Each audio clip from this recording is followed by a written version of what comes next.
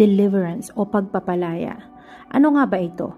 Ito ay yung pagpapalayas ng mga masasamang espiritu o demonyo na pumasok sa isang tao.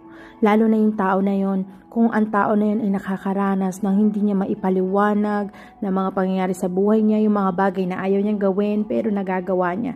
Ito ay tinatawag na pang-aapi ng mga demonyo o ni Satanas. So, ang kailangan natin ay ma-deliver, mapalaya sa mga ganitong gawain ng demonyo. So, kung interesado ka at gusto mo makareceive ng prayer para makalaya na sa pang-aapi na ito, kontakin nyo lang po ako.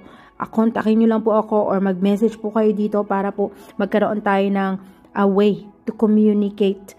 Even through Facebook po, tayo po ay manalangin sa isa't isa upang tuluyan na nating masira ang mga gawa ng kaaway sa buhay nyo. God bless.